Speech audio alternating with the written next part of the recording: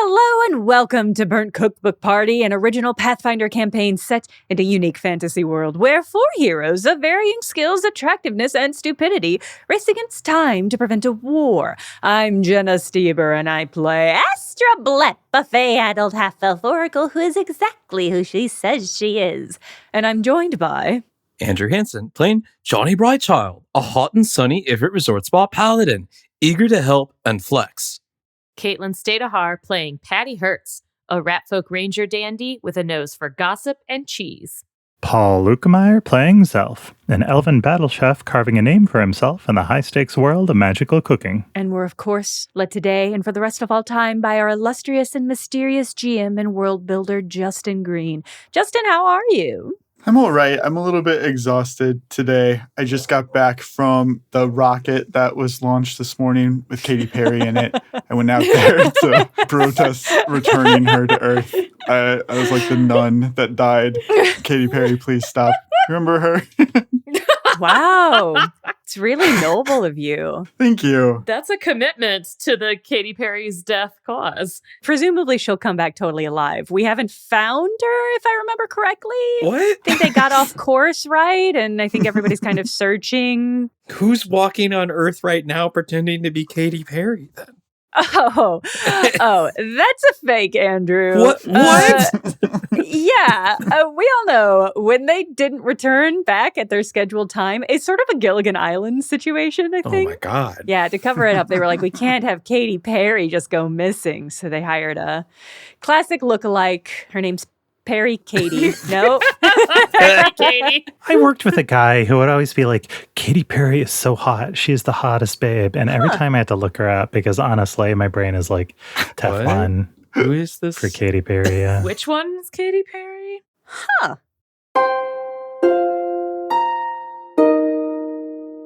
Come on, big guy, improvise. Johnny looks over at the murder Tengu, and then he points over at Patty, and then like wordlessly gives like a thumbs up, like tell her, like the sort of thing, but he doesn't say anything. He goes completely silent. Johnny's panic response. Yeah. is to clam up and be super cool. Yeah.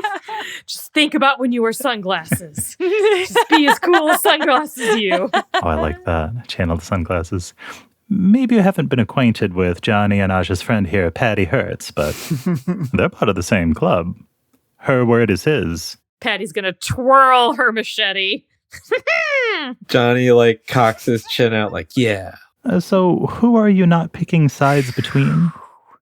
But between the three of them, I'm not, going any one direction, right? But I don't have the authority to cancel Glorahan's contracts either. I mean, you can do whatever you want to. That's not going to change that. I mean, I'm not even sure if Hugo has the authority to do that. Which wager is this? One amongst friends or one amongst nations? Between gods, man. Truly a scale that we mortals can't afford to get involved at. I sympathize with that. I mean, some of us can get involved. What's the action? Who do I talk to? Like, I would love to place a bet on this. Is it too late to get some action? Now that I'm eligible. Yeah. As a demigod, I've got a little gold in my pocket. Astra always getting involved with the paperwork. Dang. Yeah, I make this paperwork by putting it on some hot bets. Oh, boom. Bang! Boom. She does it. Astra, you're telling him that you're the demigod of Ednir? Oh. Out of character, I think you should. Ooh. We might end up having to kill this guy if I do. Are you okay with that? We might end up having to kill him, and he'll be back next loop. He'll be fine. He'll wake up in his little nest that's full of crap. No, I don't want this guy to know. Well, do I? This is tricky. Part of me does want to expose that because I think that will be a great way to get all of these guys on our side. But the other side of me is nervous to let that information escape. I think Patty will place some money for me, won't you? My blessed followers have been bringing me quite a few offerings lately. I've got a little loose coin. I don't really know what we're betting on, but I mean, I love to gamble. Are you wanting to wager or are you wanting a contract like Glorhan has. Ooh. Unclear. In order to speed up her ascension, Glorhan has hired the murder to put out a hit on her every loop. Okay. Awesome. What? Okay. That's Incredible. so funny. That's so Wow. fucked up. That's incredible. That is some girl bossing if I've ever heard it. I'm going to put a hit out on myself. Captain Iron Eye of the Winter Guard spends a lot of her free time at the nest, so that task is usually outsourced to them. God, remember how upset we were when Glorhan died? Yeah. Remember how traumatic it was for Astra? Wow. And for Johnny, who got a brain dump. Yeah. It was terrible.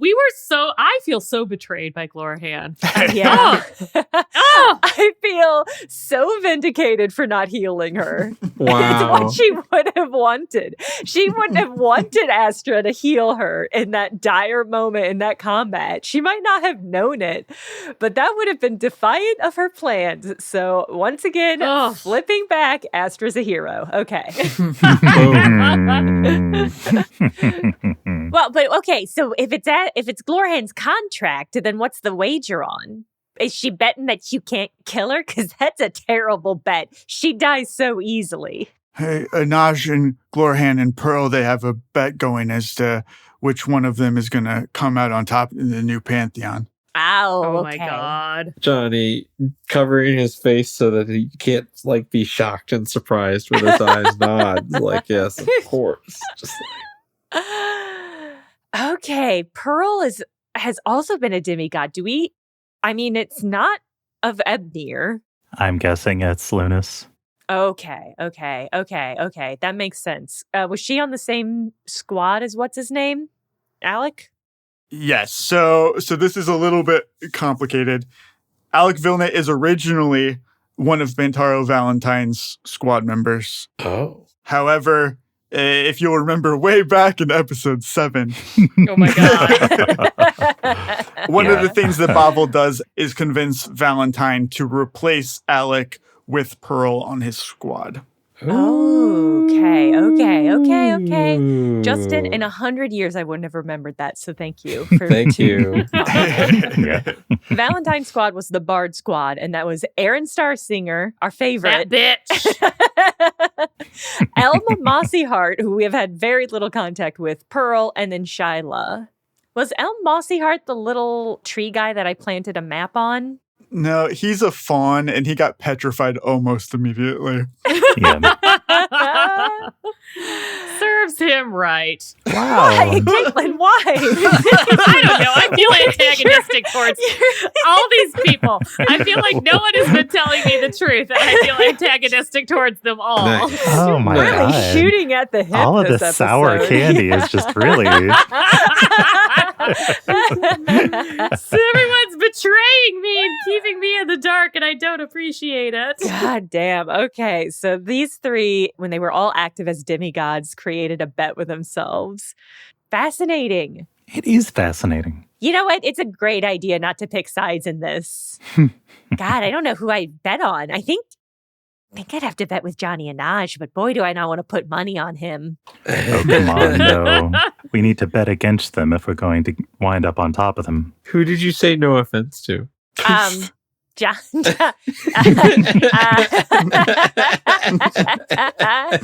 Of course, Johnny and Naj. Yes, of course, Johnny and Ash here. I could probably get a new bet between the two of you if you were wanting to do that. Don't you worry about it. It's interesting that the murder seems to have a hotline to the evil gods, though. I mean, it can't be surprising. I wouldn't say surprising so much as it's illuminating when we see what connections each faction has with the different groups in Yrisol. Yeah. If the architect is working with the murder, then that creates a certain picture of the distribution of powers. Hey, Beatty, what god do you all serve? We don't really have a preference, but I've always liked Citrix. Oh, boo, fine, never mind. Johnny and Aj very painfully, slowly nods emphatically. Oh, buddy. He's trying. Cannot He's bring himself to trying. thumbs up it. I was hoping that they did evil contract law stuff and that maybe they followed Ebnir. We've got a little bit of something for all three of them. If you're big on the greed and the money, I mean, the nest is pretty much just one huge casino, taking bets all over the place. That's your Lunas. Love it. You need contracts, kills for hire, that sort of thing. Of course, Ebnir. And then, just the wanton violence and destruction for Zitrix. Catch me up to speed, Beatty. How did the nest get involved with the demigods in the first place? Oh, that's way above my pay grade. I don't know how it all works with the time loops and whatnot. Well, if Kyuko's a summoner, he might have direct divine access. The time loops are only time loops for some people under some circumstances. Should we join the nest? Whoa.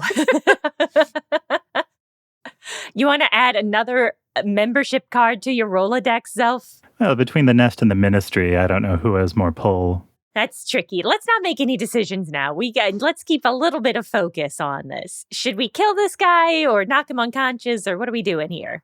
I see no real value in keeping him alive. I'm sorry, but Oh, no. not to be harsh. No.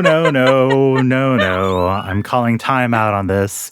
We just had a nice moral discussion at a funeral where we talked about whatever we talked about.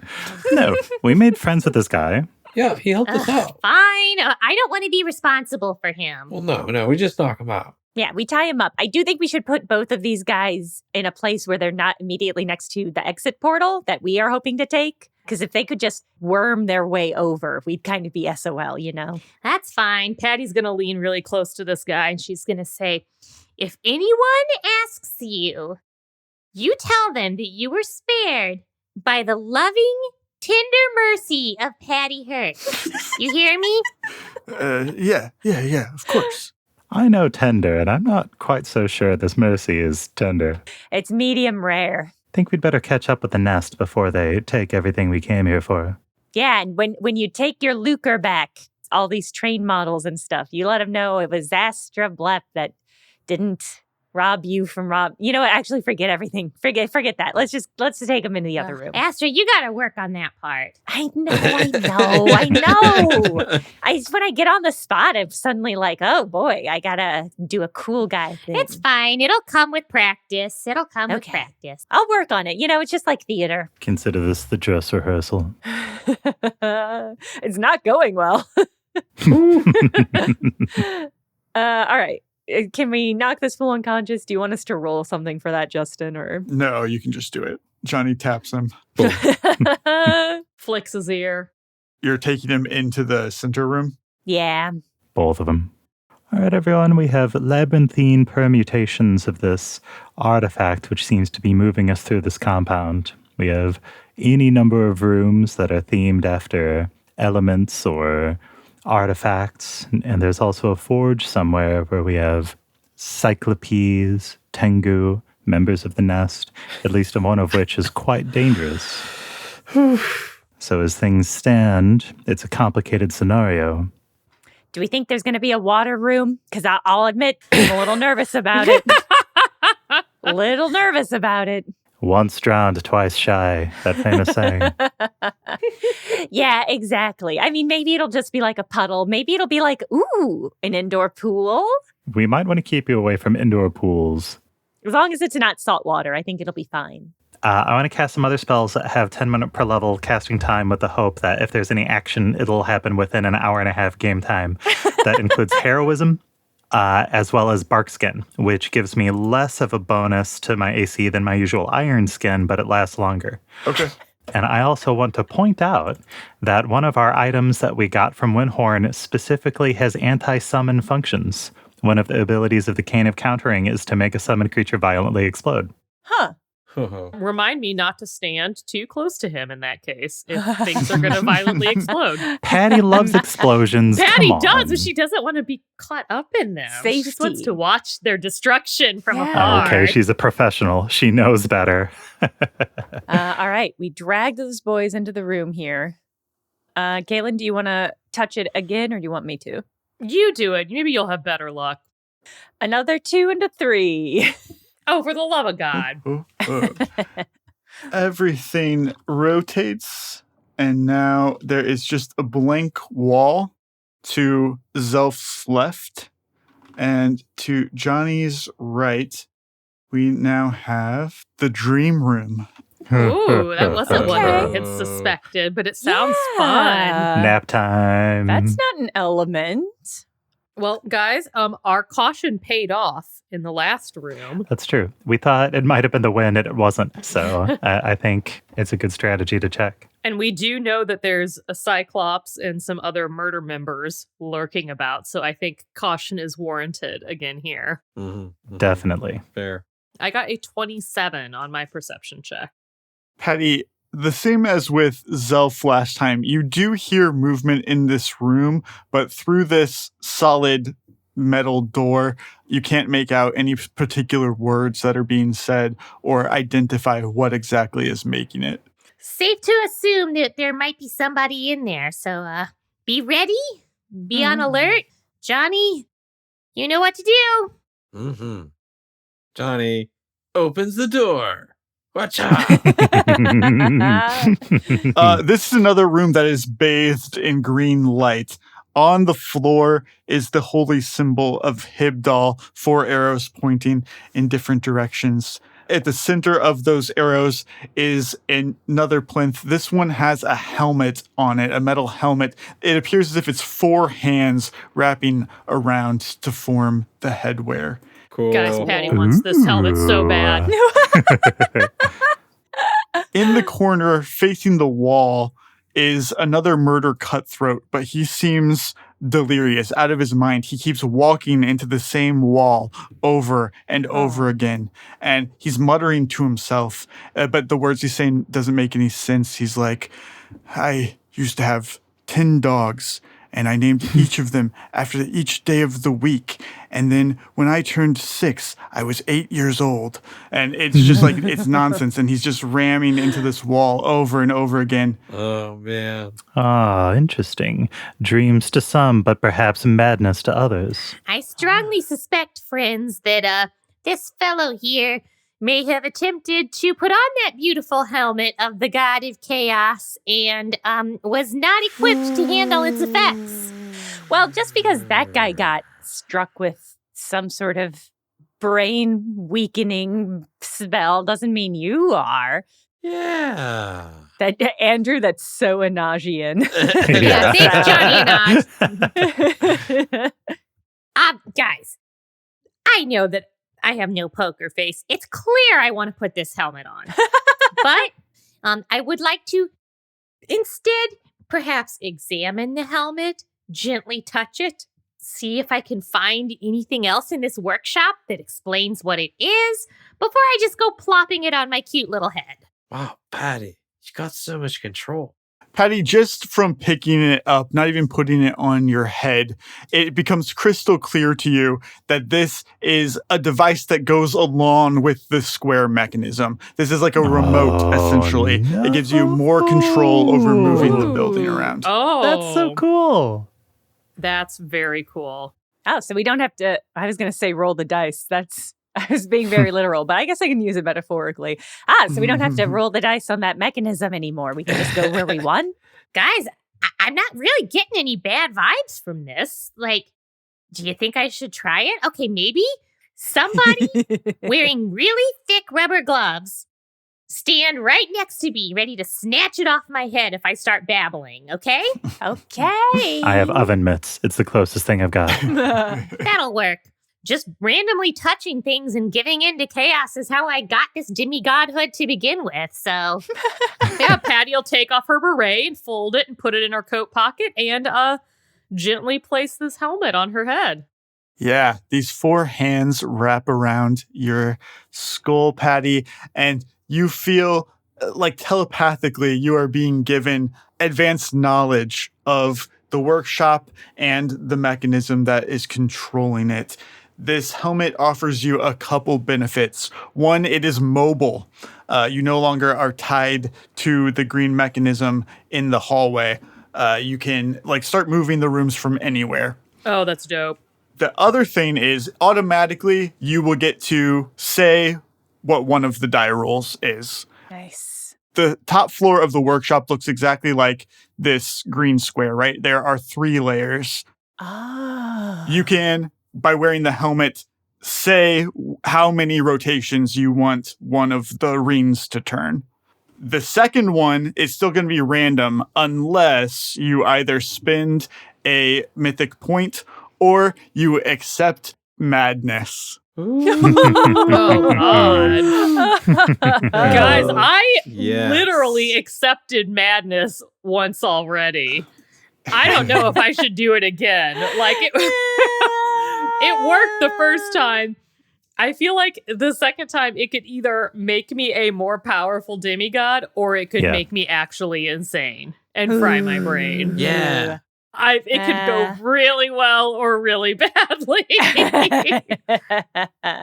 Yeah, I wouldn't risk it while we have alternatives. That's kind of my thought. Like we got this nice little benefit of getting to pick one of the roles.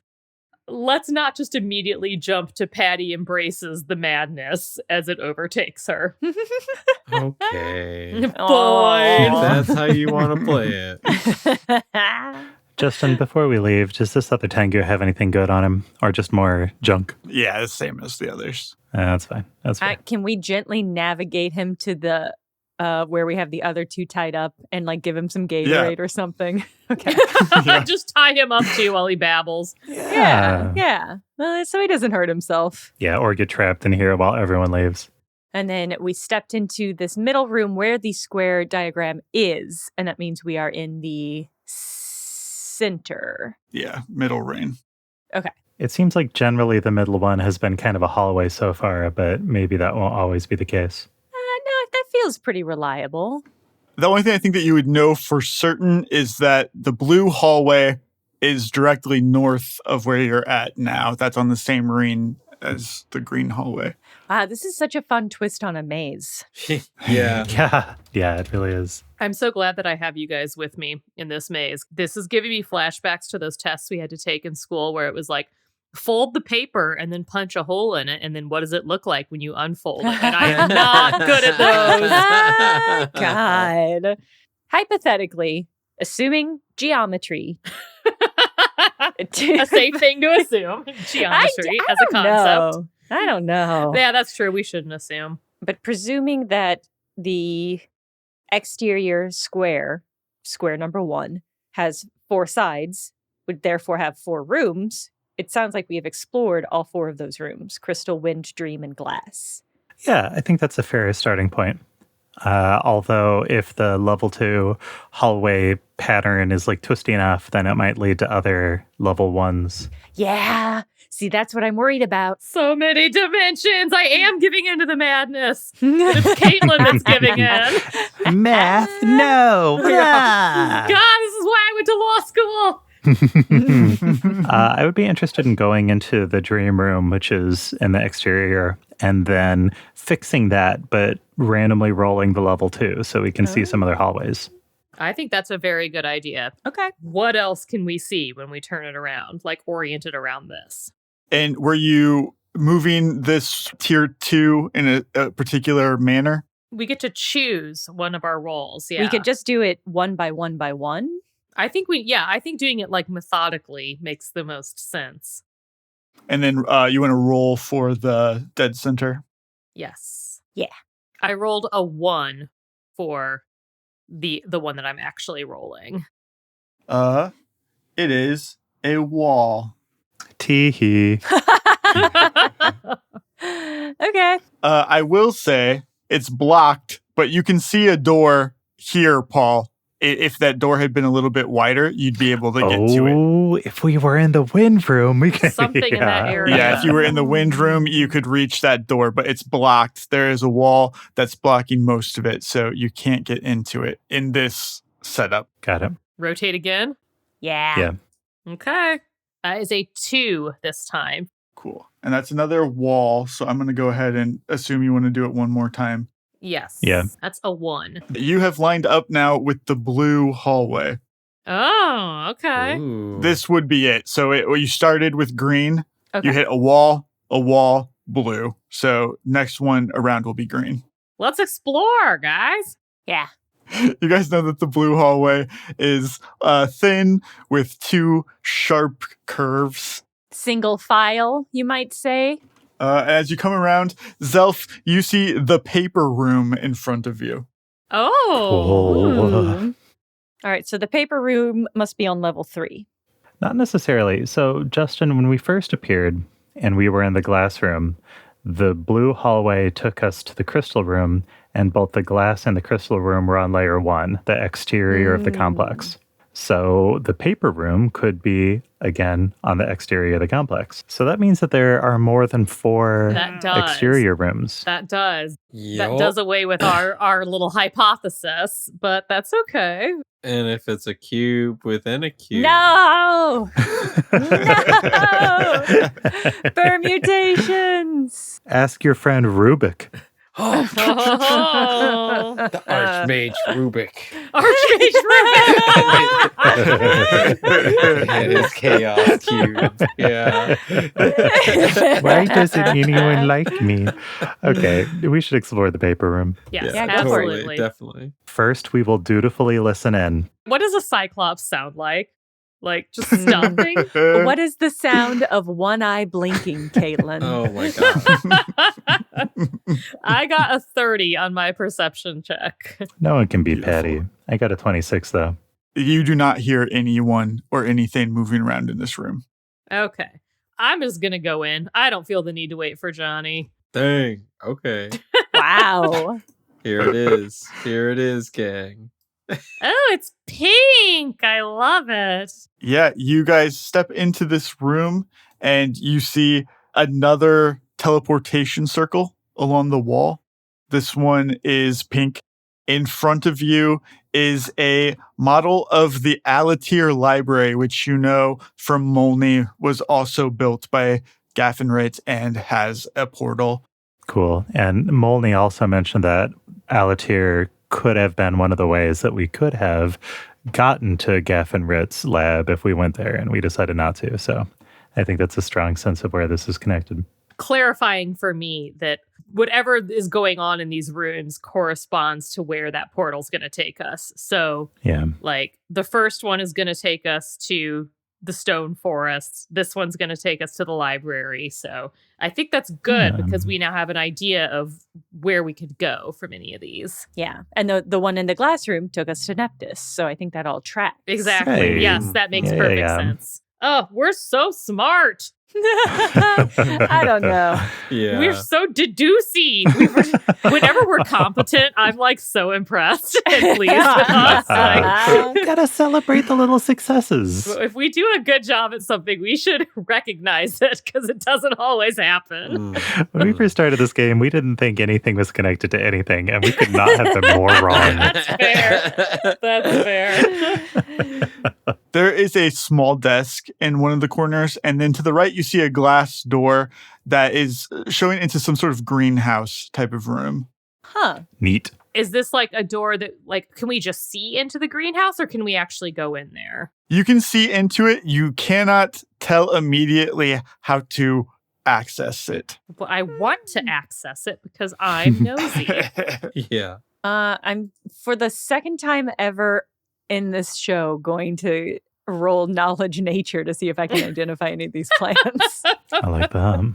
I rolled a 21. What's the deal with these Ooh. plants? Aster, you actually got a bonus on top of that because as you look into this room, you see on the right-hand side a selection of plants from the Whispering Woods.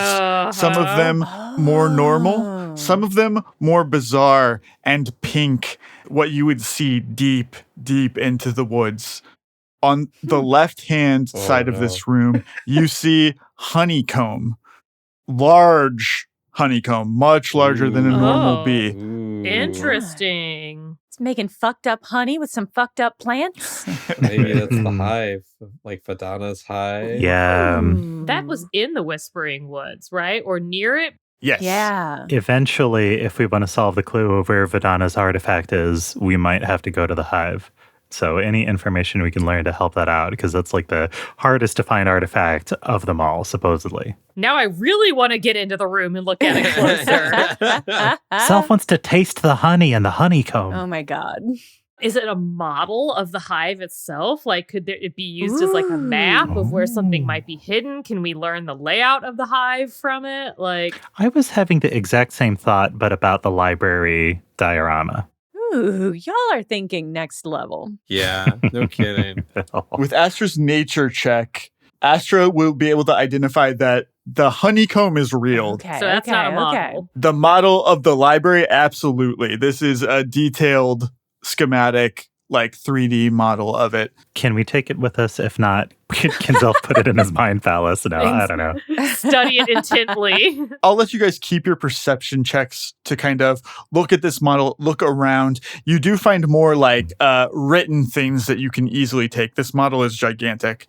You can see that it is a similar type of thing as the workshop in that it has moving pieces. And as you're looking through this, Zelf, you realize that it is a library, but its purpose is not that. And that below the library, it is a prison for something that is only referred to as BW in Gafanrit's notes. What? And this library is designed to constantly move to confuse and contain this BW inside of it. Oh my God.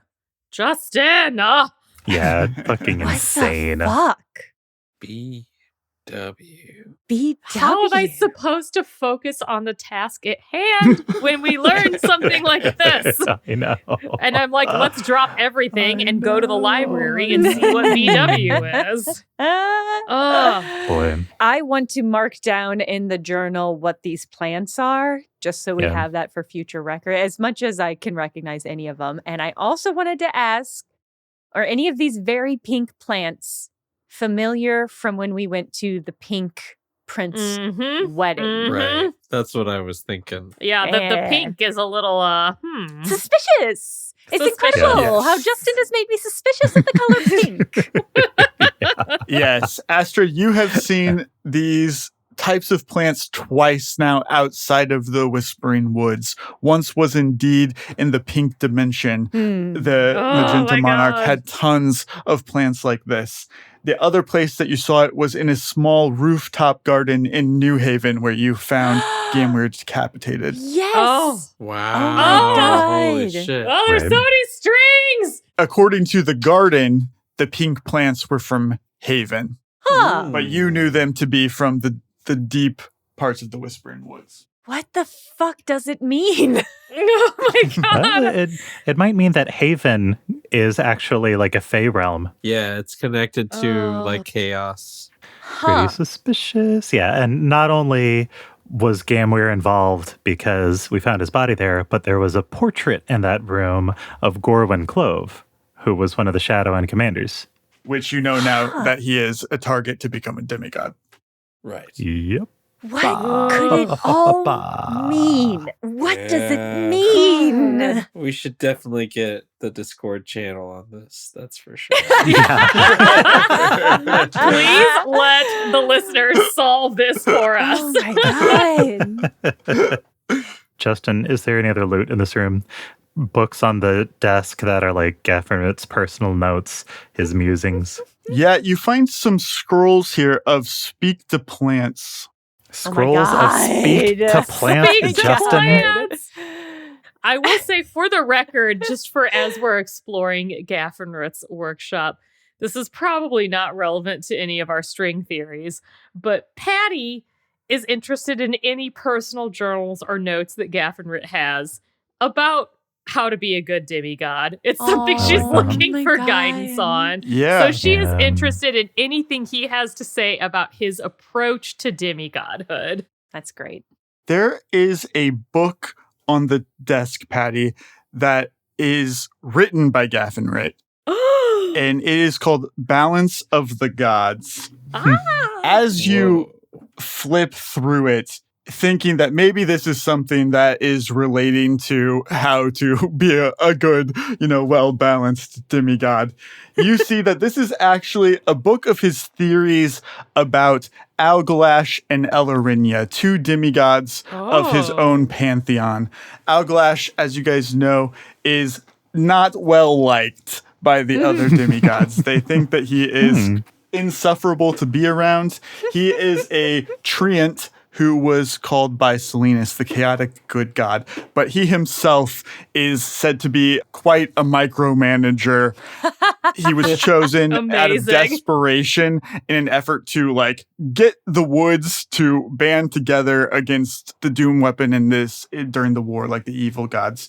And so they need somebody who was very lawful and strict. So Alglash was called by the chaotic good god. Oh. Meanwhile, the lawful neutral god called Elarinia, who you know to be the bee woman, who is very good and very chaotic and connected to the woods, who would normally be a very good demigod for Selinus. So it was as if they swapped. Interesting. Gafanrit is theorizing that the demigod doesn't have to match their patron god's alignment, but nature has a way of correcting course and balancing. The pantheon will never be out of whack. That's This awesome. sounds very interesting It and really does. useful. And Patty is most certainly going to take this book with us. Fascinating. So who did Astra just knock out of place?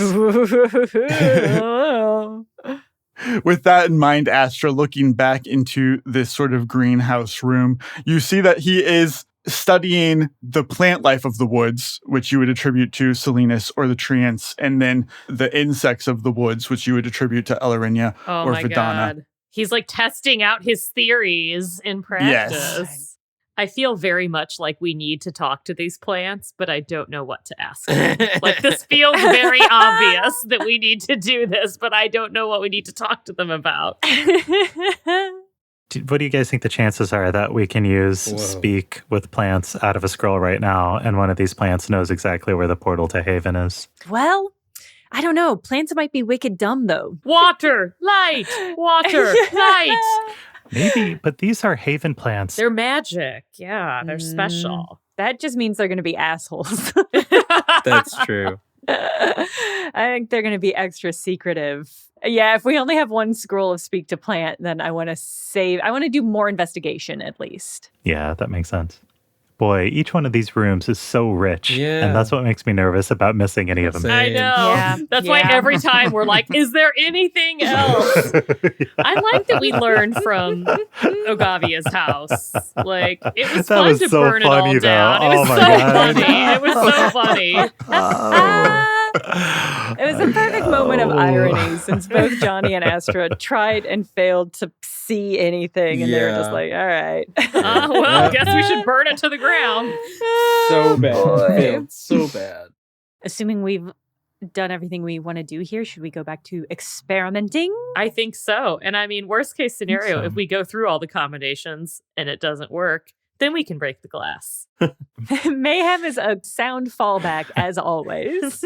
Do we think that there's some kind of short-term time pressure that we're currently experiencing? Like if we waste time and do 30 different permutations, then the murder is going to figure out the forge and do something crazy with the forge. I mean, I feel like the murder is just in the short term. I get that they have bad motivations for it, but they're wanting to use the forge to fix the aqueducts. And I also want to use the forge to fix the aqueducts. Same. So, Yeah. I don't mind if they Okay. accomplish that as long as we end up not letting them, Exploit. the citizens, Yeah. exploitative. Yeah. Got it. Okay. I feel like if they accomplish the first part of their goal, that's fine by me. But I want to take credit for it. That's the important part. Yeah, that's fair. Yeah, I also think it's relatively unlikely that they're going to use up one of the teleport gates that we really needed to use or something like that. It seems like if anything, they'd go back to Reskarus, and that's the one that is kind of way out of our way. So Exactly. I don't think there's a huge time pressure. I'm sure we're going to encounter them at some point and have to deal Sure. with them, but I don't think we're racing against the clock. all right, then let's get going. I think we've covered everything. Science. So maybe we should go back to the in-between ring and start moving the outer ring. I think that's fair. One rotation. I also feel like ultimately we're going to need to use one of Patty's mythic points once we've discovered what we believe is the right combination to get us to, the forge or the tasty room. Or her sanity. Or sanity. Let's not So, no, choose. listen, I was thinking about this, and I think Patty dipping a toe into insanity might advance her mythic tier. I agree. That's how I started Right, this yeah. whole becoming a demigod process, was accepting insanity. So I think before we leave, we should do at least one of those, because I think that's her path. Yeah. I mean, if she's into it, I'm into it. that's fine. You guys are the ones that have to babysit me if I lose it completely. So that's on you. Patty has done such a good job babysitting us. Well, so I that's think it's only very fair. If Patty goes off the rails, you have to take responsibility for her. Do we think that there's something that's like hidden if she's too sane? That feels like a leap of logic to me.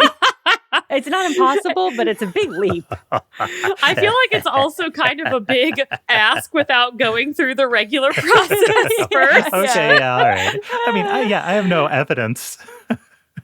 All right, it has been moved. To your left, this door would be open. You see the wind room. To the south, this is the spring room. Do we want to check in the wind room real quick to see if the secret passage is accessible, since it's right there? And that's kind of a quick pop in, pop out, and then we can move on to the spring room. Yeah, I think go for it. It is not in this one. Okay, fair enough. We peeked in the doorway. It's fine. Moving on. All right, who wants to go first? Johnny? Johnny! Or whoever? Johnny! I can go first. I got a 21 on perception. I bet Patty can beat that. Let me try that. Let's see. Good old Aster Bleb got a 23. God damn 30! it. Ha I just need a little something sometimes. Totally fair. And my instinct definitely was not to burn a mythic surge to try to beat that. But I can't. With a 23, I can't even. So Yeah. they're going to be the bigger person than not even try.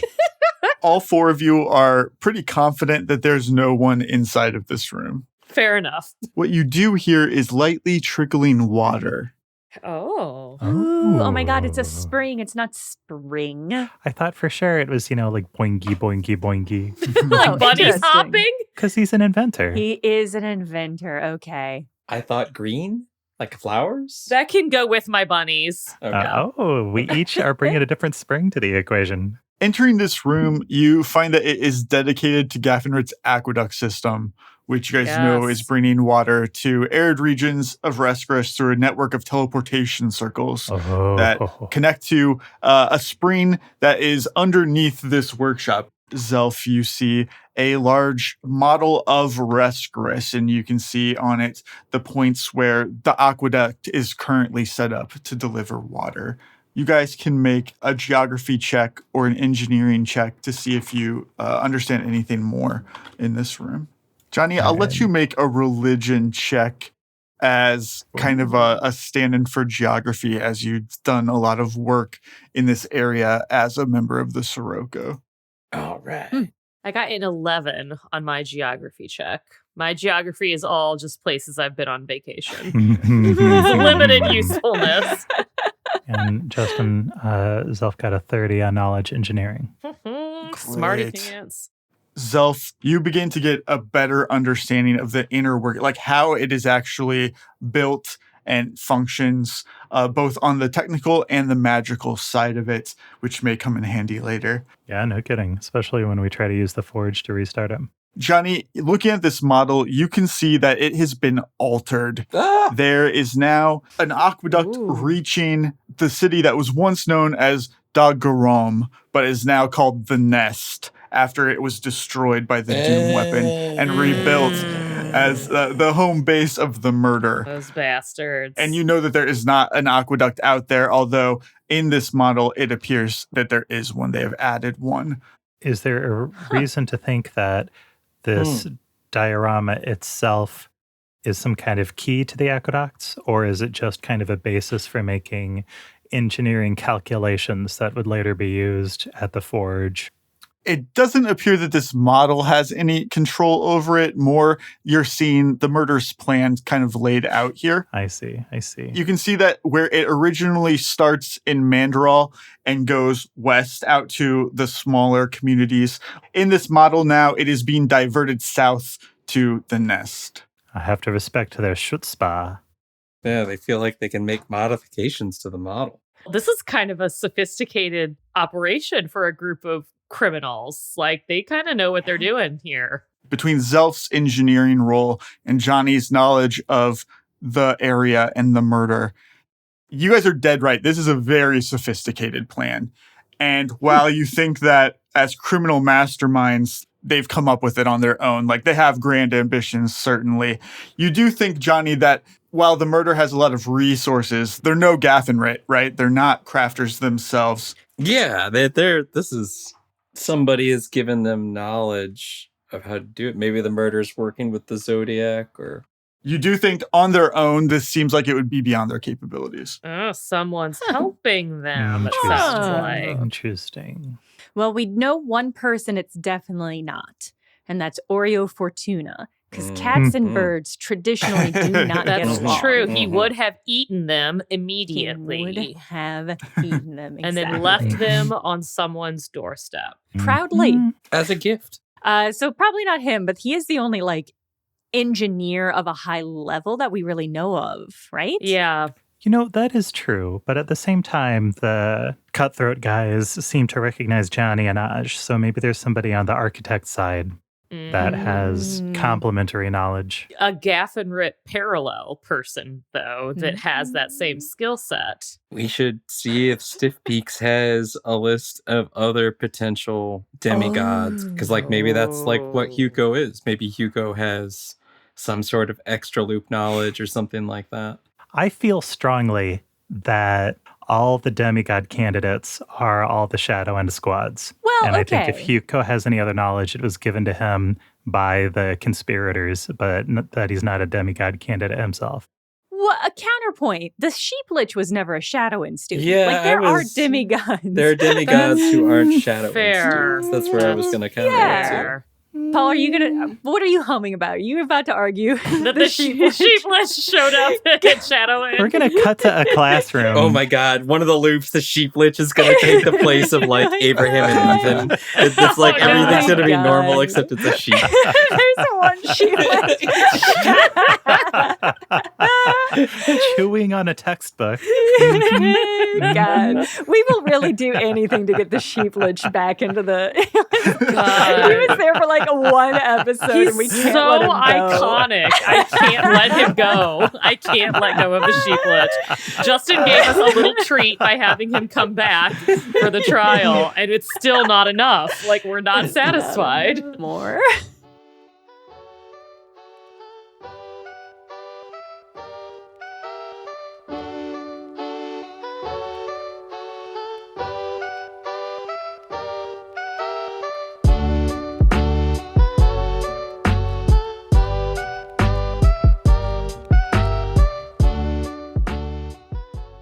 Hello, it's Paul this time, here to thank you for listening to BCBP. Just like the sheep lich chewing on a tasty textbook at Shadow End, this episode has so many world building and character references for you to chew on. And if tasty treats are something you enjoy, you may want to consider supporting our Patreon, where we post additional world-building content like detailed descriptions of the Yrisol Pantheon, maps of places the players have visited, and exclusive one-shot episodes that feature some of the NPCs whose appearances are all too brief in the main series. It also comes with an invitation to our subscriber-only Discord where, as mentioned earlier in this episode, our fans gather to discuss the twists, turns, and shocking reveals in the show. It's just $5 a month for all this content and more. Or we even have a free tier just to participate in our bi-weekly polls. Join your fellow fans in voting on things like who Patty's most impressive follower is, what Astra's court verdict should have been, or which NPC should join Katy Perry in orbit.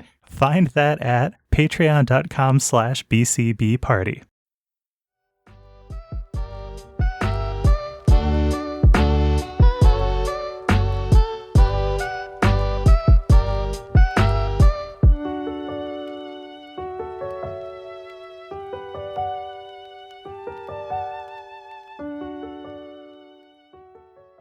Justin, Yeah.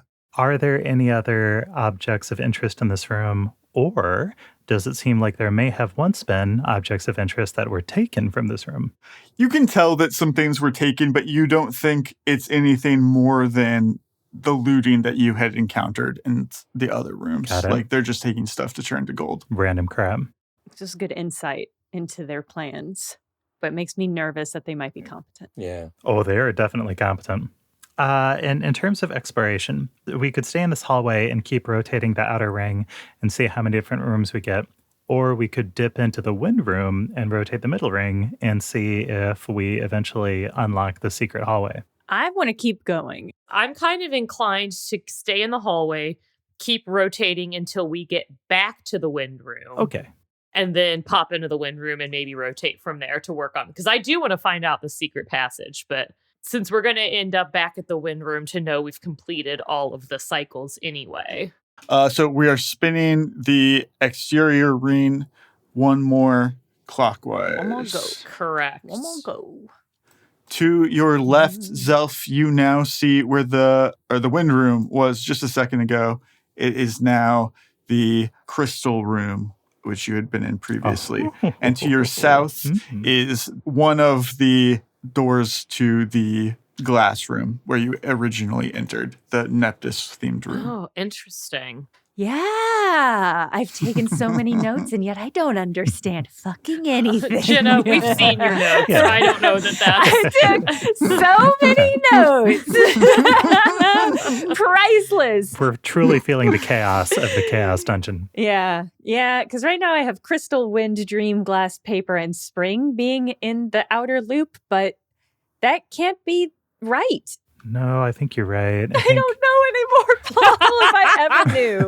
I don't know anymore. Jenna's brain is melting and coming out her ears. No, I think the blue hallway that we're in right now connects to tier 1 rooms because originally it was the glass room and the crystal room. Yeah, it's in a corner. Think of it as being in a corner. So you're going to be getting two edges of the exterior, right? Okay, that slightly makes more sense, okay, but I'm still okay. struggling to visualize that against the inner. But it's slowly percolating. I think we should do another move the outer ring one. Yeah, keep on keeping on. Yeah, this is going great. Other than being imparsible to me personally, it's going great. I mean, if we were just willy-nilly doing things, we would be just chasing our tails. I think that we are taking the right approach by trying to be structured in what we do. So, Yeah. don't tell my chaos god that I said that. So, Now on the left exit is the larger door of the glass room. Oh my Okay. God. The outer ring is turning clockwise, and it was at the other end, and now it's at the other end. Yes. And below you is a room you have not been in called the spirit room. ooh, yay. Let's skip that one. No. It's going to be haunted. I'm Be haunted by scared. I ghosts. don't want to go in that one. No, it's full of liquor. It's I was full going to of say, it's spirits. Gafanrit's bar. Yeah. Ooh. We're not It's leaving. the wine cellar. I rolled a 23 on my perception. Is it full of wine? This is a dead silent room. Patty's going in first because she thinks the spirit room is a bar. Hell yeah. The group enters and you find a room that is dedicated to Gafanrit's research into synchrotheism. Oh my God. God. There is a bookshelf directly across from the doorway where you find a collection of Yrisol creation stories from various regions and clans. And on the floor is an astrologian's ring, very similar to the one in Olvidel Palace. You've seen it many times with like a 10-pointed star inside of it. 10 gems representing the 10 planets or the 10 gods. Oh my God. Boy, Zelf is all about synchrotheism, so he's going to loot this room. Yeah. As many relevant materials as will fit in the remaining volume of his extra-dimensional haversack. There is stuff in here that you can find via nature, via geography, or via religion. If anybody has a rule that they want to make. I think I would like to roll religion, not because I'm super high on it, but because this is kind of a religious quest for Patty, all of this, Aw. and learning more Yeah. about her demigod status. So I think that is just suits the situation. Okay, I got a 15 on that. Nice. And I've got points in knowledge nature, so I'll roll that. I got a 20 on that, so. Justin, I'm pretty sure Zelf rolled knowledge geography when he was free floating in space. So what I want to do is use my once daily application of my investigator's pipe to take 20 on knowledge geography. Yeah, awesome. Just take a hit and remember what it was like to be in space. Right? He just sits, he's like, I know what to do about this. He takes out his pipe and lights it up. This is a church, Elf. What a weird vibe. God. He smokes cooking herbs out of his pipe. It's natural. Okay. It's not habit forming. There's no contact high. That's a 34, Justin. And Johnny has rolled a 20 on religion. The herb that Zelf is smoking is wormwood. So, it's totally. Oh my God. That's like one of the worst ones. Stand clear. Yeah. But natural. All natural. All natural. A great way to see God. Yeah. Yeah. You guys kind of turn over this room. There's tons of academic texts in here to look through, in addition to just Oh boy. the really cool art on the ground, which, Johnny, is what draws your eye more than reading. Check this out. Johnny, those are beautiful. You recognize these to be similar in design to the implements used by Ogavia or Giha, but they are not an astrologian's implements at the end of the day. They are different. The one that is a marker for Gavilan, you feel a connection to it. It almost feels like a vacuum that is pulling you towards it, Yeah. asking for positive energy. Oh, yeah. Well, Gavilan asks, Gavilan gets it. Yeah. So Johnny, uses like a lay on hands charge in that space. You're gonna get in the Gavilan vacuum. No questions asked. You're gonna get the Gavilan suck. Just high five that floor and let us suck your juju out. Let him do it. Yeah. Let him go. Johnny's like, whoa, yeah. Oh, totally. Yeah. Totally, son, bro. I'll help you out. Yeah. No real question or concept that he might be doing something that wasn't what he was supposed to be doing. This implement begins to glow, Johnny, and you feel a warmth come over you. Oh, sweet. But nothing else seems to happen in this room. But it continues to glow. Hey, gang, check this out. Patty, also looking into the religious element of this, you find a couple of Gafanrit's writings about synchrotheism. And one comment or hypothesis that he is chasing is, did Spirit Advent achieve partial synchrotheism? Whoa. Marking down some events that happened at the very end of the war at the climatic battle of Vidogzen. Gafanrit believes that Spirit Advent used both the unoccupied powers of Lunis, as Aretus had already been killed, and that the Turnio, the demigod of Idon, the three-headed pug, willingly gave over their mythic powers to her, which is why they lost their abilities. And Gamwer's just a gnome now. Huh. Oh, while she was still wielding the powers of Iris. Huh. Right. Double dipping on the Divine. god powers. Interesting. Yeah. I've been so focused on making sure everybody on the team becomes one demigod. Ooh. Maybe I've been too Yeah. short-sighted. Uh-oh. It's crazy to think that we could have come here earlier in this whole experience, this whole podcast game, and been like, it's weird that there's a 10th stone here. I know, right? Yeah. That's wild to think that could have been how this went. Zelf, you find some writings of Gafanrit's where he is looking at what he believes is like the essence of synchrotheism that has appeared on the landscape of Yrisol, that was created by the gods interacting or overlapping. One of them being the Whispering Woods, which you're familiar with, which there is a ley line that was said to be created by a battle between Ebnir and Selinus, which has created this massive gash through the woods. And you think back to the experiments that he's running in the other room where he's kind of combining gods as well, which you see is resulting in plants that you've seen in the Whispering Woods. Fascinating. He also has an interest in Mount Ferris in Reskarus, which is very close to Begram. This is a mountain that is made of glass, and this is also said to be the result of battles between demigods of Gavilan striking down a sandstorm that was created by the other gods. Okay, and the glass comes from that mountain that runs down into Begram, right? Yeah, there is a river that runs from that mountain into Begram that has shards of glass in it that they have to filter out. I'm not sure if that made the podcast, but that does exist. Damn. Yeah. I was like, how does Paul know this? Why does Paul know all these things? Every year, once on his birthday, Zelf gets a bowl of Caltrop Crunch and washes it down with a glass of my God. glass spring water. Psychopath. Asher, you find a bejeweled syrinx feather here. The syrinx are an owl race that lives on Mount Halrom to the west.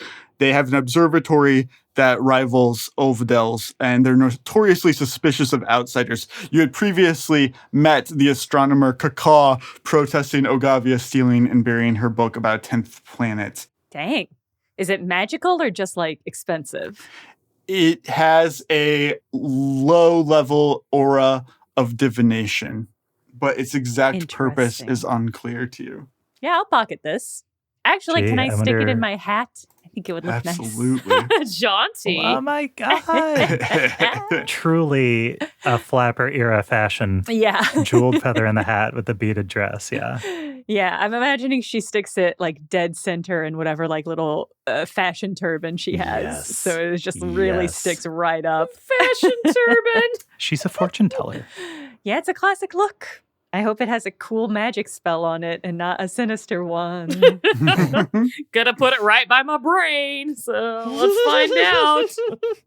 Well, in regards to synchrotheism and Saint Spira being the avatar for it, one could consider that Yrisol itself represents at least 9 of the gods coming into some sort of dynamic balance. Mm-hmm. Perhaps the demigod of Iris is uniquely situated to be the vessel for synchrotheism. What do you mean? Like the one god? It's a theory. I don't know if I'm ready for some sort of strange one god religion. I think, if I'm honest, 9 feels exactly right. And the fact that we're even toying with a 10th is really stressful. Justin, purely out of interest, Zelf will choose kind of a broad anthology of creation myths because, you know, the creation of Yrisol is something that we haven't really touched on in the pod yet. And it seems like probably each culture will have their own version, but it's something that I'm curious about learning what some of those cultural traditions are. Yeah, I mean, obviously Gafanrit was too. You can see that the murder has won out the legend of Tommy Ember Eyes. They're very interested in a race of bird people that is said to have created the world. One potential origin of the planet is one with flying sky cities and warp storms. That's so interesting. I wonder where the listeners could learn more about that. Maybe through a Patreon exclusive one shot at our bcbppatreon.com. Yeah, maybe some sort of epic adventure DM'd by our own Andrew Hansen. Righteous. Like, definitely Johnny starts thumbing through The Legend of Tommy Ember Eyes. Like, this stuff's great. Johnny, we'll have to save the rest for our bedtime story time. Zelf, I see you moving back towards the glass room. Yes. I mean, we did all the checks. We examined pretty thoroughly. Oh, yes. We juiced that room down to the rind. Moving around this U-shaped room, Zelf, you see that at the smaller door in the north is a locked door. I need a stethoscope. Are there any kind of listening tools that thieves use? Probably. 25, Justin. You do not hear anyone inside of this room. Does the lock appear to be ordinary or magical? Or you need some kind of weird techno key? Ordinary, and you feel like the key that you got off of Gafanrit's body might work on this door. Yes, I was hoping that would be the case. And in fact, it does. Aha! Aha! There's so many doors. Oh my God, are you kidding me? Doors. Get out of here, Justin. This leads to a very small room, almost like a closet. There are 2 pedestals here, and each one is displaying a lawn bow on it. Behind the lawn bows on the back wall, there are 3 recesses. almost like a drawer of a file cabinet that might pull out. And each one is marked with a symbol of either Molny, Elarinia, or Algalash. And the one that is marked with the symbol of Molny is glowing a similar yellow as the implement that Johnny interacted with. Interesting. I mean, I assume it's all magical, right? Wow, damn. Shit. Damn. Well, I rolled a 25. I will let also Johnny's knowledge religion check from before roll over. Sweet. Johnny, this is not your religion, but with a 20, you can recognize that these longbows are made to represent fury and frenzy, the divine longbows that belong to Hibdal. And Astra, you can see that these are indeed incredibly magical. They are what's known in Pathfinder as scaling weapons. They are going to get stronger the higher level of the person using them. Oh, shit. This is a demigod item. Time Yeah. to get an archery hat. Like a Robin Hood. Like a Robin Hood hat. Oh my Yes, God. exactly. That's exactly what I was thinking. I like that Patty can put on a hat and change jobs. It's like Barbie. You just get the outfit and you have a new job. It is just like Barbie. She's right. Oh, man. I mean, you're only going to be able to use one of these. So what I'm excited about is the extensive trials you make your followers go through to determine who gets to be your little bow boy. Oh, amazing. I mean, they keep losing their arms, so I'm running out of options. God. She can only use one for now, but you guys know Hibdal dual wields Oh, my God. longbows with his 4 arms, so Oh, who my knows God. what may happen. If I grow a Rat King second tail and can use the bow with my tails, Oh, my God. fucking incredible. Oh my I'm God. losing my mind. Oh. It's so cool. God, I hope my demigodhood is this cool. It's not gonna be. It doesn't deserve to be. Oh. It's going to be fraught. Yeah, we're gonna find the Ebnir cachet, and it's gonna be like, "Yay, it's 2 slaves for you." Yeah. Here's some rotten seaweed you have to keep. Here's some sadness. Gafanrit was good buds with these other demigods, and he made weapons for them, right? So are these alcoves the recesses where Algalesh Oh. and Elarinia and Molny's weapons would have been if he hadn't handed them off to them? Ooh, Oh my interesting. God. Johnny, you are drawn to this symbol of Molny that is glowing that you have activated in the other room. And you, inside of it, do find a weapon that Gafanrit created for Molny. Ooh. An oversized +2 Tekokagi is the weapon. Ooh. It has 4 10-inch blades made of pure crystal. It can be used defensively as a weapon, or you can use it defensively as a buckler. Ooh. Whoa. I do put those on immediately. As you should. Yeah. Well, I just can't leave these here. Like, Molly's gonna need these. How lovely for you to be having this like weapon that is also an homage to your god. Like that's so nice. Yeah. And that they're just big old kitty claws. Big kitty claws. All right, back at it. Another try. Yeah. Back to the God, blue hallway top and that, guys. continuing our full loop. Jeez. Oh, I'm saying there's going to be something. Watch the next room is like a bathroom or something. It's just like brr. So, to your left is the dream room. To the south is the paper room. You are back where you started. Should we rotate one more to get the wind room back and then stand in the wind room and rotate the center so that we can see what secret hallway connects to the wind room? Yeah, we talked about that. I mean, I think that's a fair next step. Yeah. Or at least we're going to start using the wind room as a basis to explore what our middle room options are. You do know in that particular position, because that's where you were in the dream room, you really only have the green or the blue hallway that comes up. In this room in particular, you might find the secret passage too. But everything else is going to be the same pattern as the dream room, which was green hallway, wall, blue hallway. Boy, I keep going from thinking that it's starting to make sense to thinking that it's not making any sense at all. But I think we are where we want to be to see what other hallway we get from here. Good. Cool. I'll take your word for it that we're in a good position. Astra is along for the ride. I'm done trying to take notes. I don't know who I was fooling. So from the blue hallway to the green hallway, no secret room. All right. Do you want to roll the center and see what comes up on the other side of the green room just to see? Yes. Yeah. All right, that's a 1. It is the stone room. Oh, Boy, God, there's a fucking corpse. grim. All right. Yeah. Gross. Gross. Gross. Everybody back in their room. We are doing the middle again. Now, where it was previously just a wall, in that corner is a locked door. Yes! Hell yeah. So excited. Let's explore. Oh, my God. Throw caution to the wind. Even though it is not labeled, I will tell you that you Justin. are entering the space room, Zelf. Yes! Space room. Space room. Justin. I'm so excited. We're just like Katy Perry. Oh, my God. God damn it.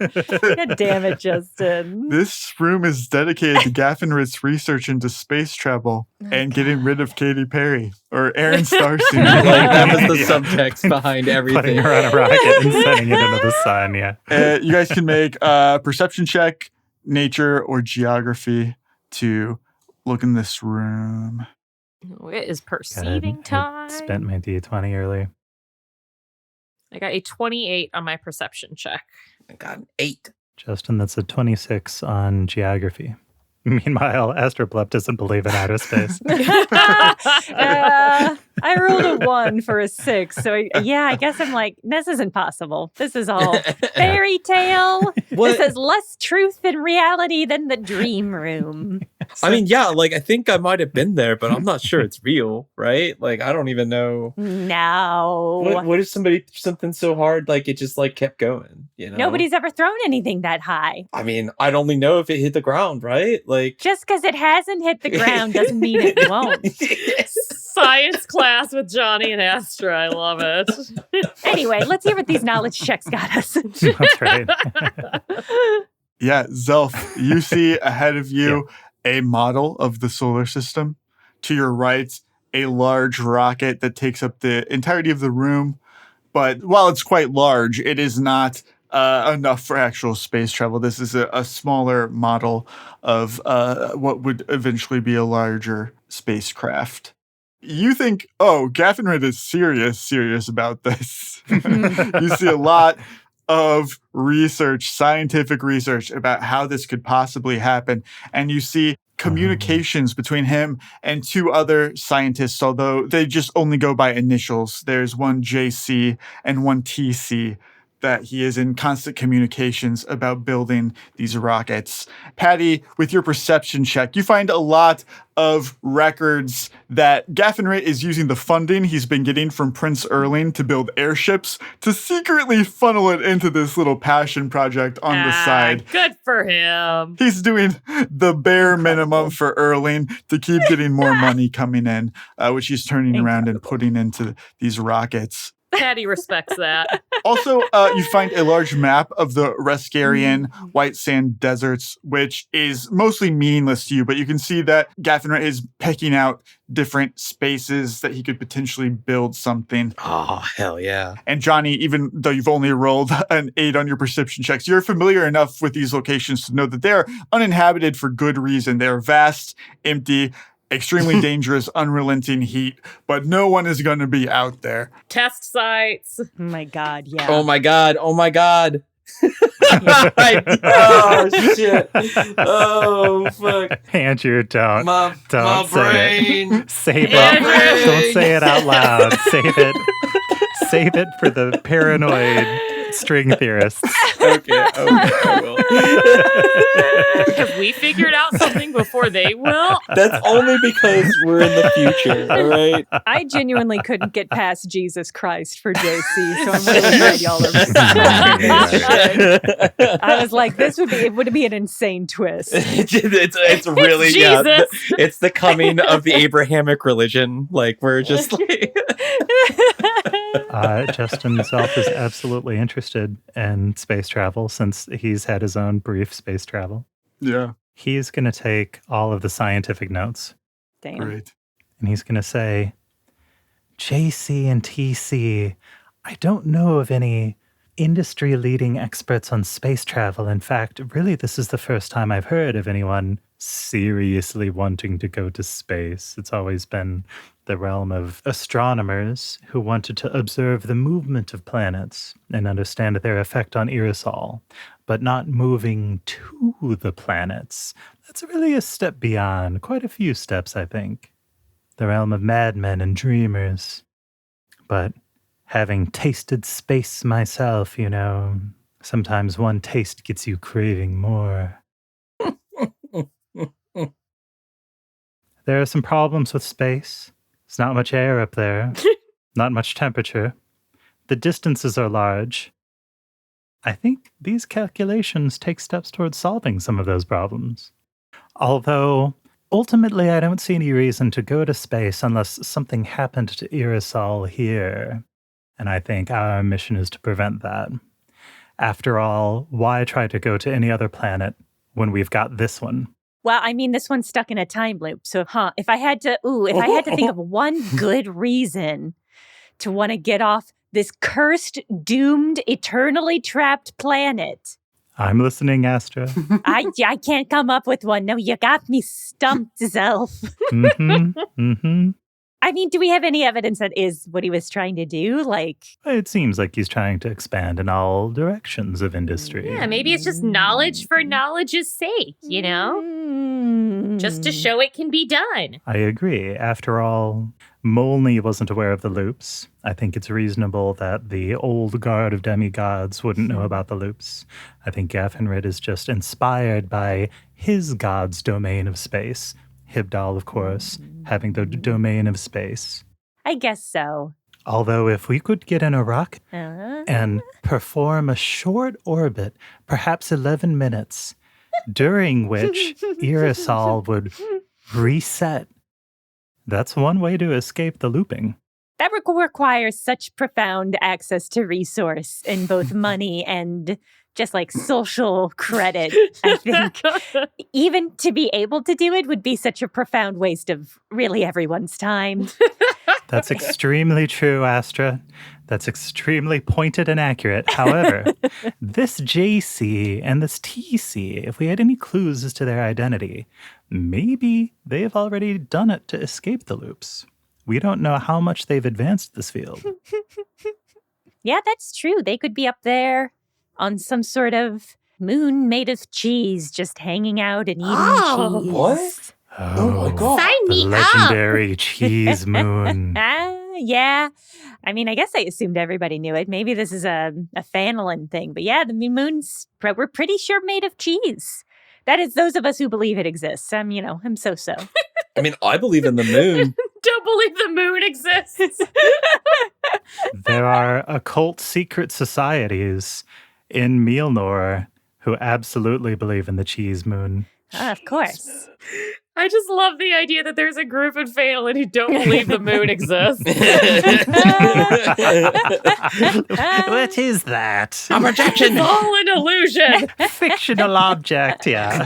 I'm not moon agnostic, but some of my extended family is, and I don't know. They've got some interesting literature. Sometimes seeing is disbelieving. It could simply be some other large object reflecting light from the sun. Yeah, it could be just like a giant rock in the sky that was reflecting light from the sun or something. Who are we shooting down here? Yeah. We're taking shots at everybody all across the Moon deniers. The moon deniers who think the moon is made of rock and not cheese. Yeah, exactly. When we have a little downtime, if such a day ever comes again, I'd be interested in your scholarly review of these correspondences, finding out where they might have come from or how they might have been written or by whom, perhaps some ink or handwriting analysis. Yeah, using my expertise, I'll be happy to apply it. Well, thank you. So, does this sky thingy work? Can we use it? Push the buttons, Johnny. See what happens. Or is it like a toy? Like, is it like one of those, would you call it a model? I think it's equally effective to the blimp that we found in the other room, Johnny. What kind of roll could any of us make to figure out the seaworthiness of this? Engineering. Engineering. Yeah, like. Oh. Yeah, Justin, is this a real rocket? I'm pretty sure you said it wasn't when you were talking about the room, but, since we're asking again, I got a 32.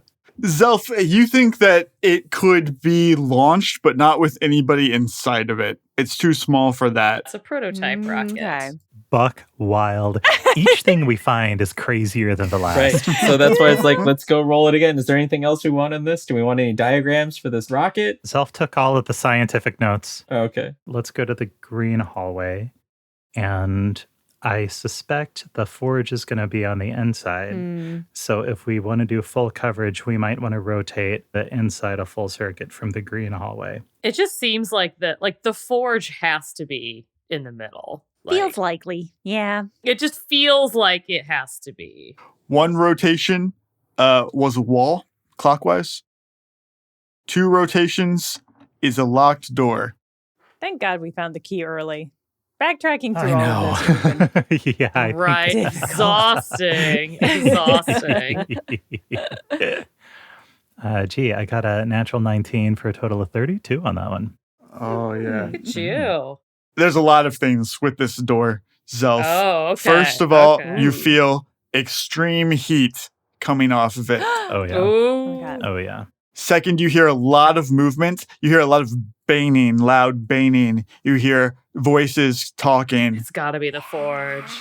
Well, Zelf will put a finger to his mouth and he'll mouth, I think we found the kitchen. It's hot and there's lots of banging. All right. I feel like we got to strategize before we bust in here. Like, Yeah, I mean, obviously send I- Johnny first, but be ready. Yeah, do we want to bust in on them now? Do we want to keep exploring? I'm leaning toward, yeah. I feel like who knows what kind of crazy stuff is going to go down when we fight a Cyclops and an expert summoner. yeah, this is going to be a tough fight, I think. Yeah. So why don't we keep spinning until we get back here? I'm making Good. a note. All right. Definite signs of a struggle to happen. The next is a wall. And after that Interesting. is back to the stone room. Do we think there are more hallways than just the green and blue one? I mean, it seems like there almost must be. What if we go into this stone room and rotate the middle? Okay. Let's do it. Let's go hang out with this corpse. Ugh, gross. Cool. You are looking out now at a purple hallway. Oh, Justin. There are more hallways. That's fun and different. So we can go back to the stone room and keep spinning to see what our collection of hallways looks like. Or we could take this purple hallway and do a loop and close that out. Oh, I want to see what other hallways there are. I think maybe this is the last one, but we should check.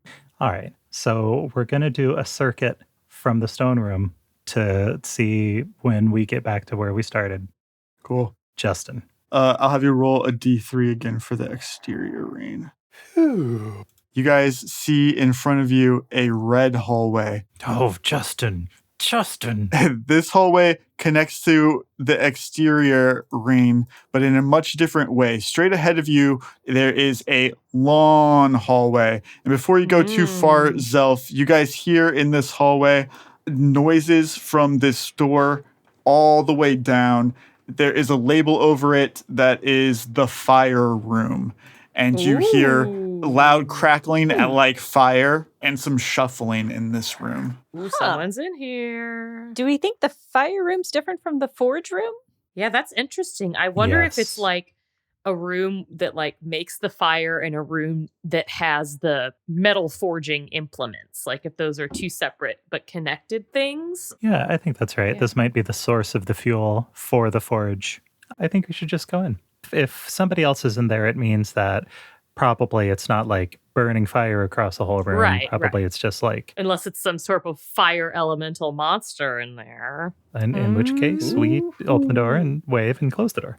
It's probably just like a cozy fireplace. This is probably like the lounge. Gafanrit does seem like a demigod of taste. Are you going to open the door? Or are we going to make Johnny do it? I think Johnny Oh, has Johnny, to do it. yeah. Use your little cat claws to scratch on the door and wait for somebody To to be open it. let in, yeah. Actually, yeah, I will make sure that I'm using Gafanrit's claws that he made for Molny to open the door. Johnny, you open this door, and the red from Oh no. Oh no, Andrew's saying, oh no, I have to scroll down so I can see too. the red from the hallway fills this room as well. And when you enter, you turn face to face with the person who is in here going through these shelves. And it's a familiar face, one that you've worn yourself multiple times. You see the masked face of Tommy Ember Eyes staring back at you. Oh my god. This particular Tommy Ember Eyes you have encountered before. He is the one that is associated with the murder. He was briefly in your party at the beginning of last loop. Oh, so we know we can trust him. Yeah, we know he's a solid dude. Yeah, and, he's and a solid totally guy. 100% trustworthy. Guys, I can't even believe this. I can't believe you. I can't believe you. He absolutely betrayed us. I won't stand for this. Trying to rewrite history so Astra doesn't get to say I told you so. But the proof is in the recording. No, literally. And now we know why he betrayed us, is because Because he was paid to. Tommy Ember Eyes certainly one of the most interesting things in this room. But I will also say to the left is another teleporting portal, this one bright red. To the right, behind Tommy Ember Eyes, is a large recreation of the head of the Doom weapon, Johnny, which you will recognize instantly staring down at you.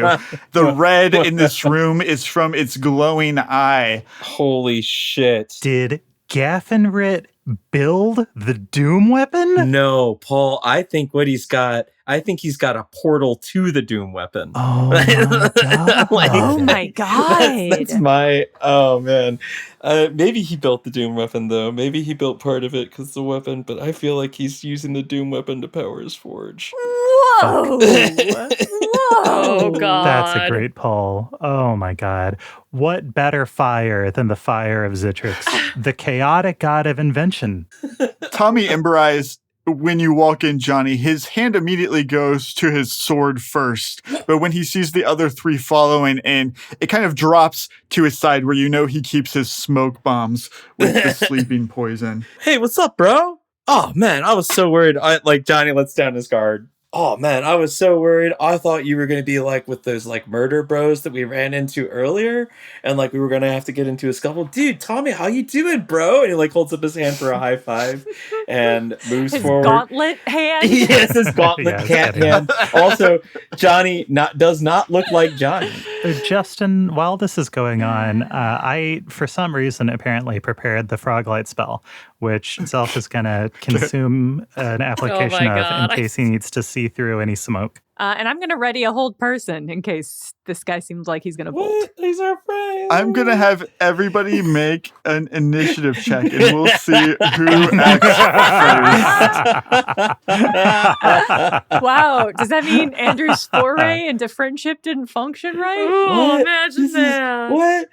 We'll see if he's faster with friendship than Tommy Ember Eyes is with a smoke bomb. Oh my god.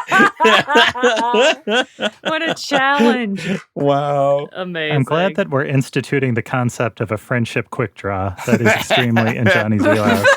I used talk no jutsu. Patty, were you preparing anything? You're top of the initiative order. I don't want to just like go straight You aggro. just gonna fucking shoot him with? Oh yeah, I mean, Do it. You're the demigod of chaos, all right? Who are I we? am. Who are we? I don't think I've ever used this spell, and I've had it since the beginning of the game. I have this spell called Unwitting Ally. I befuddle God. the target's mind. The target has difficulty telling friend from foe for a short period of time. You're going to turn the most confusing "is he an ally or not" character and flip that around on him? It's not. It's not confusing. Whether he's an ally. I'm trying to make him one. This is just perfect perfect for the situation. Oh, crying. Johnny, I will let you make a diplomacy check with flanking from Patty's unwitting ally spell. So add +2 to Hell yeah. whatever you roll. Diplomatic Oh my flanking God, is I am awesome. losing it. Oh, okay. I got a 17. Bro, I'm so happy that you made it out of Johnny also forgetting that this is a previous loop where we had interacted. I can't believe you made it out of New Haven, man. I was so worried about you. Like the Winter Guard were coming and all that stuff. Dude, oh, yeah.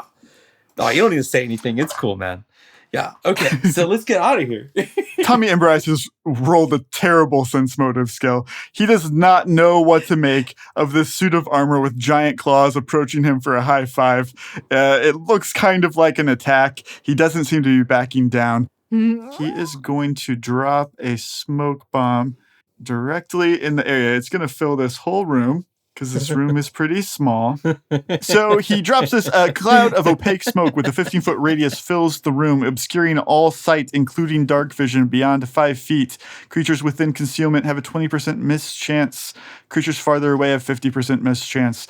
All creatures within the smoke are staggered for 4 rounds, and they are exposed to an inhaled poison and must make a fortitude save. Oh my God, this is a serious oh my smoke God. bomb. Shit.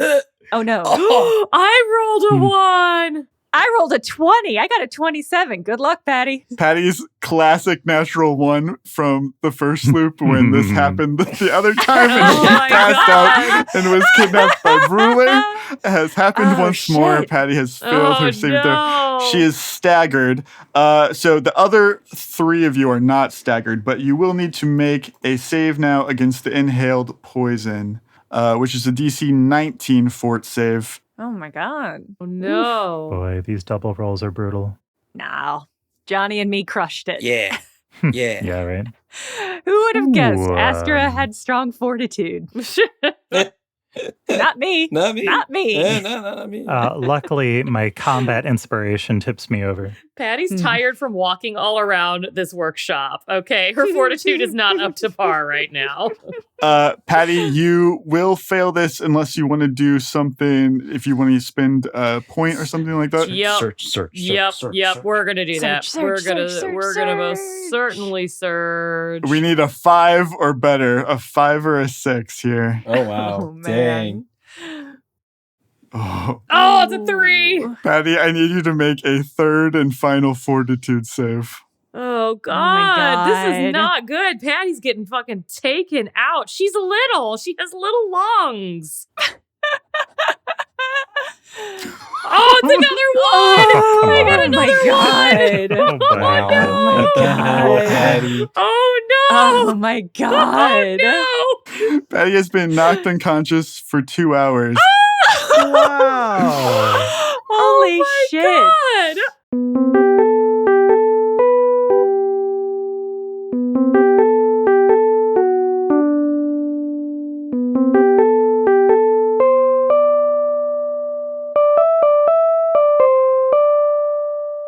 Thank you again for listening to Burnt Cookbook Party. And a special thank you to our Patreon subscribers, whose continued support lets us keep making this show that brings us so much delight and confusion.